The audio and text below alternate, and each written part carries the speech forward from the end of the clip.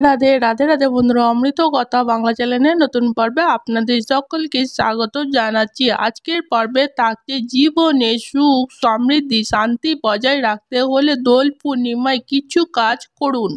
এই নিয়মগুলি পালন করলে আপনার জীবনে সুখ শান্তি সমৃদ্ধি বরাবরের মতো বজায় থাকবে। চলুন জেনে নেওয়া যাক আজকের পর্ব থেকে। সবটাই জানবো এই ভিডিওর মাধ্যমে। ভিডিওতে যাবার আগে অমৃত কথা বাংলা চ্যানেলটিকে অতি অবশ্যই সাবস্ক্রাইব করুন, লাইক করুন, কমেন্ট করুন, শেয়ার করুন আর ধার্মিক হয়ে নোটিফিকেশন ঘন্টাটি বাজিয়ে দেবেন।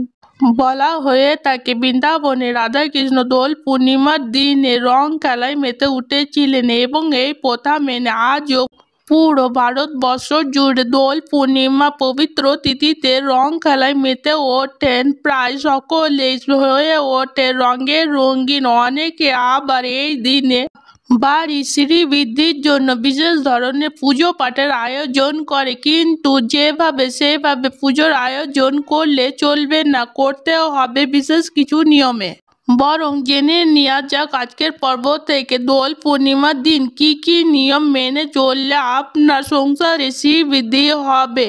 দোল পূর্ণিমার দিন খুব ভোর থাকতে ঘুম থেকে উঠুন এবং ভালোভাবে স্নান করুন। এই দিন যদি আপনি গঙ্গা স্নান করতে পারেন তবে খুবই পবিত্র বলে মনে করা হয়। দোল পূর্ণিমার দিনে অনেকে বাড়িতে সত্যনারায়ণ পুজো করেন, তাতে আপনার জীবনে সমস্ত অন্ধকার এবং বাধা দূর হবে এবং সাফল্যের মুখ দেখতে পারবেন। খুব তাড়াতাড়ি উপোস করতে পারলে পুজোর জোগাড় করুন নিজের হাতে। এই দিন বাড়ি অপরিষ্কার অপরিচ্ছন্ন একদমই রাখবেন না, ভালো করে ঘর বাড়ি পরিষ্কার করুন এবং বাড়ির মেন দরজায় স্বস্তিক চিহ্ন অবশ্যই এঁকে দিন, তাতে আপনার পরিবারে অনেক অশুভ ছায়া দূর হবে।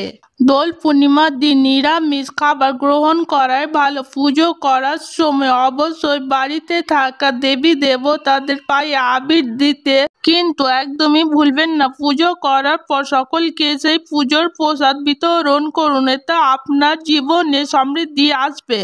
দোলের আনন্দে মেতে ওঠার সময় অবশ্যই গোলাপি, লাল, নীল, হলুদ, সবুজ রঙের ব্যবহার করুন, এতে আপনার স্বাস্থ্য এবং আপনার কেরিয়ার, আপনার জীবনে উন্নতি আসবে। গোলাপি রঙের আবির জীবনে শ্রীবৃদ্ধি করতে বিশেষভাবে সাহায্য করে। দোল পূর্ণিমার দিন এই বিশেষ নিয়মগুলি অবশ্যই পালন করুন, আপনার জীবনে সুখ শান্তি সমৃদ্ধি বজায় থাকবে, আপনি অনেক ভালো থাকবেন। আজকের পর্ব এখানেই সমাপ্ত হলো।